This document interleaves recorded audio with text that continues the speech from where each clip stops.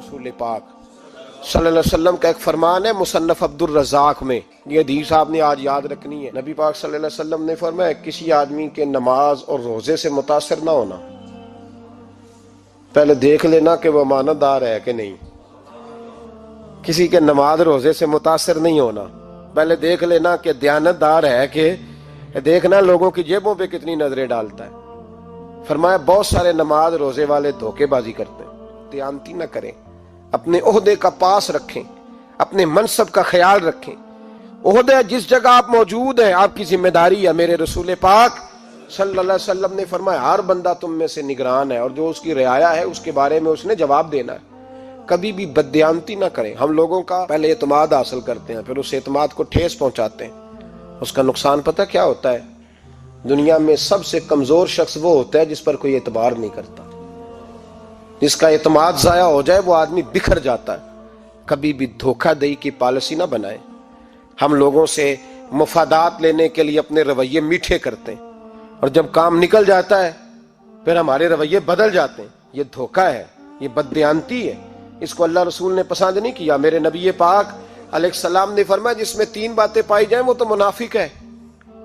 अगरचे उलमा कहते हैं यहाँ मुनाफिक इत्कादी मुराद नहीं, मुनाफिक अमली मुराद है, लेकिन हुजूर ने फरमाया मुनाफिक है। या रसूलुल्लाह कौन? फरमाया वो बंदा जब बात करे तो झूठ बोले, जब वादा करे तो मुखालफत करे, जब अमानत रखी जाए तो बददयानती करे। ये तो बंदा मुनाफिक है। हजरत अबू नूर अलैहिर्रहमान ने लिखा है, फरमाते हैं महमूद गजनवी का दौर था तो एक आदमी महमूद गजनवी के पास ना अपना केस लेके आया, मुद्दई बन के आया। उसने कहा बादशाह मेरा केस बड़ा निराला है। बादशाह सलामत ने कहा वो किस तरह? कहने लगा ये मेरे पास एक थैली है, मैं ना सफर पे जाने लगा तो ये थैली पूरी हीरों की भरी हुई। फलां इलाके के जो काजी साहब है ना, मैं जाती दफा मैं कहीं सफर पे जा रहा था तो मैं उनके पास छोड़ गया कि रास्ता लंबा है, कहीं कोई मुझसे छीन ना ले, हीरों की भरी हुई थी। कुछ दिनों के बाद मैं वापस आया हूं, काजी साहब ने मुझे थैली वापस की है तो इसमें हीरों की बजाय खोटे सिक्के निकले। अब मैंने काजी साहब से कहा है तो काजी साहब तो मेरे गिरेबान तक आते हैं, वो कहते हैं बता कहीं से फटी है, खुली है? वो जिस तरह टांके लगा के तूने सी थी उसी तरह लगे हुए हैं कि नहीं? तो हुजूर लगे भी बिल्कुल उसी तरह है, ना फटी है ना खुली है। अब मैं लुट गया हूं, मेरी कुल उम्र की कमाई जाया हो गई, खोटे सिक्के कहां और हीरे कहां? तो मेहरबानी करें और आप की बारगाह में अल्लाह रसूल के नाम पर हलफ देता हूं कि मैं हूं बिल्कुल सच्चा। महमूद गजनवी कहने लगे तू जा, थैली छोड़ जा और जब मैं तुझे बुलाऊंगा फिर दोबारा आना।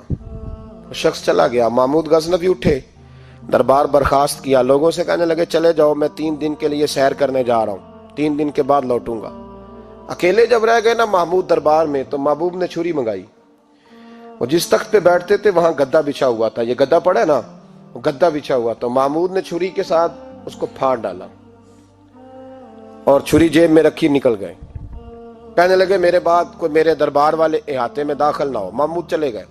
अब वो सफाई करने वाला जब आया ना, उसने आके देखा तो गद्दा तो फटा हुआ है। उसने शोर डाल दिया, पहरेदार भी आ गए, फलां साहब भी आ गए, फलां साहब। उसने कहा ओ खुदा के बंदो, उसका गद्दा फट गया है, वो तो मार डालेगा।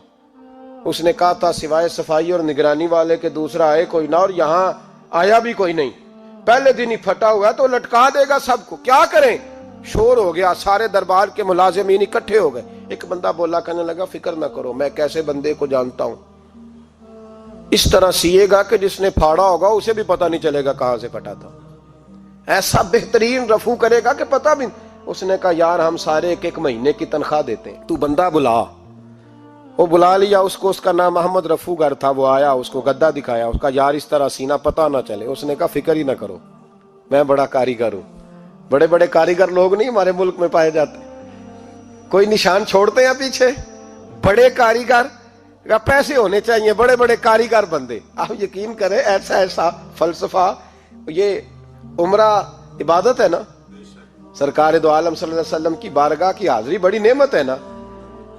तो सऊदी गवर्नमेंट ने पाबंदी लगा दी, खैर उनकी भी ज्यादती है। इस तरह की पाबंदियां शरीयत इस्लामिया में जायज नहीं। अल्लाह के घर मुसलमान जब चाहे जा सकता है, लेकिन वो कहते हैं जी 2000 रियाल दे जिसने 2 साल बाद भी आना है। उन्होंने पाबंदी लगाई तो हमारे एजेंटों ने भी कई खास ट्रेनिंग हासिल की हुई है, पता नहीं कहां से सीख के आए, उन्होंने भी रास्ता निकाल लिया।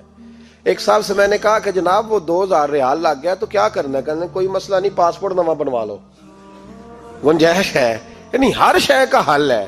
تو میں نے کہا یار اب عمرہ کرنے جاتے وقت بھی بندہ دھوکہ دے کے جائے، اللہ کے گھر جاتے وقت بھی اس طرح کی حرکت کرے، کیا حال ہو گیا؟ ہر چیز کا لوگوں نے حل نکال لیا، ہر چیز کا لوگوں نے سٹائل بنا لی۔ ایسا نہ کریں، یہ درست نہیں۔ احمد رفو گر کہنے لگا اس طرح سیوں گا کہ پھاڑنے والے کو بھی پتہ نہیں۔ ان کا پیسے لے یار تو سی دے۔ اس نے سی دی، اگلے شام ہی لا کے بچھا دیا گدا۔ تیسرے دن بادشاہ سلامت آئے، آ کے پہلی نظر گدے پہ ڈالی، اس نے بلایا سب ملازمین کو، کہا کس نے سیا ہے؟ کہا جناب کیا ہوا؟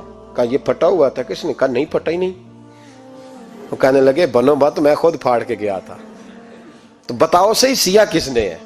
کہا جناب آپ پھاڑ کے گئے تھے تو بتایا کیوں نہیں؟ فرمانے لگے اسی لیے تو بتایا نہیں تھا کہ تم خود تحقیق کر لو، بلاؤ بتاؤ سیا کس نے۔ تو بلا لیا، احمد رفو گر آ گیا۔ اس کو جب بلا کے سامنے بادشاہ کھڑا کیا، کہا بھئی تو نے سیا ہے؟ کہنے لگا حضور آپ کے سارے ملازم کٹھے ہو کے آئے تھے، میری غلطی کوئی نہیں۔ کہا نہیں یار تو بڑا کاریگر ہے، میں نے اپنے ہاتھ سے پھاڑا تھا پر مجھے بھی نہیں پتا چل رہا کہاں سے پھٹا تھا۔ اچھا یہ بتا یہ تھیلی جو ہے یہ بھی تو نے سی تھی؟ اس نے کہا جی آپ کے خادم کا ہی کارنامہ ہے، وہ فلانے علاقے کے قاضی صاحب آئے تھے، اس میں سے ہیرے نکال کے تو کھوٹے سکے بھرے تھے، تو مجھے بھی تھوڑا سا حصہ ملا تھا۔ محمود نے سارے گواہ بھی اکٹھے کر لیے، ثبوت بھی اکٹھے کر لیے۔ پھر قاضی کو بلایا، پہلے سارے ثبوت اور گواہ کیس حل کر لیا۔ پھر ہمارے ہاں یہ حال ہوتا ہے کہ مدعی 2-3 ہفتے کے بعد خود ہی ہاتھ باندھ جاتا ہے، کہنا تسی میری جان چھڈو، مجرم پھڑو پاوے نہ پڑھو۔ وہ کہتا ہے مجھے معافی دو، میں رہا۔ ظلم ہے نا، ظلم، زیادتی ہے کہ جو بیچارہ اتنے سوال مجرم سے نہیں ہوتے جتنے مدعی سے ہوتے ہیں۔ آپ یقین کریں اتنے سوالات ہوتے ہیں، بیچارہ ہف جاتا ہے۔ یہ طریقہ درست تو نہیں ہے کہ لٹ گیا اور دوسرا طرح طرح کے سوالوں کے جواب دیتا پھرے بیچارہ۔ سارے ثبوت اکٹھے کر کے قاضی صاحب کو بلایا، تنہائی میں لے جا کے محمود غزنوی نے کہا قاضی صاحب آپ سے غلطی ہو گئی، غریب آدمی تھا، وہ لٹ گیا ہے، اس نے تو بڑی مشکل سے کچھ ہیرے جمع کیے تھے اور اس کی کل کائنات تھی، تو آپ اس کا مال اسے دے دیں، بات ختم۔ قاضی صاحب کہنے لگے آپ مجھ پہ الزام لگا رہے ہیں، سوال ہی نہیں پیدا ہوتا۔ آپ میری داڑھی دیکھیں، آپ میرا اعزاز دیکھیں، دنیا جانتی ہے میں اس کا۔ قاضی صاحب انسان بھول ہی جاتا ہے، بندہ بھول جاتا ہے، غلطی ہوگی، مال نے کہا نہیں سبق۔ کہا میں تنہائی میں پوچھ رہا ہوں، میں اس وقت پوچھ رہا ہوں جب دوسرا موجود کوئی نہیں، آج توبہ کر لے، میں کچھ نہیں کہوں گا، تو میری زبان پہ اعتبار کر، تجھے پتا ہے میں جو کہتا ہوں اس پہ عمل بھی کرتا ہوں، باز آ جا۔ پر قاضی نے کہا نہیں میری غلطی کوئی نہیں۔ محمود نے پھر بڑے دربار میں بلا لیا، مجمع عام میں۔ مہلت کے دنوں میں جو توبہ کر لے وہ بچ جاتے ہیں، لیکن لوگ رسوائیوں کے دنوں میں پھر واپس لوٹتے ہیں اگلا گھر دیکھ کے، پھر حالات اور طرح کے ہو چکے ہوتے ہیں۔ جب بڑے دربار میں قاضی کو بلایا، بھائی تو مانتا ہے کہ نہیں؟ اس نے کہا نہیں۔ تو کہا بلاؤ احمد رفو گر کو۔ جب وہ احمد رفو گر آیا تو بوڑھے قاضی کی ٹانگیں کانپنے لگی، جملے ٹوٹنے لگے، لفظ زمین پر گرنے لگے، بات صحیح نہیں ہوتی، زبان لڑکھڑانے لگی۔ محمود کہنے لگے قاضی میں نے تجھے کہا تھا وہاں مان جا بات، اب بڑے دربار میں بول۔ تو جب قاضی صاحب کی گردن خود بخود جھک گئی تو دنیا سمجھ گئی، کہا نکل جا میرے دربار سے۔ محمود بولے نکل جا، اتنی تجھے عزت دی، اتنی بڑی تنخواہ دی، قاضی بنایا، اور یہ تھوڑی سی رقم کے لیے، تھوڑی سی رقم کے لیے تو بددیانت ہو گیا، چل چلا جا، نکل۔ قاضی دربار سے نکلا تو لوگ لعنتیں برسانے لگے۔ کل جو دکانیں چھوڑ کے سلوٹ کرنے آتے تھے وہ کہنے لگے اس کی عمر دیکھو، اس کے کام دیکھو، دیکھو اس نے کیا کیا۔ گھر گیا، بچے جن کے لیے پاپ کمایا تھا، جنہاں لی تو پاپ کمائے ہن کتھے نہیں ہو تیرے گھر دے۔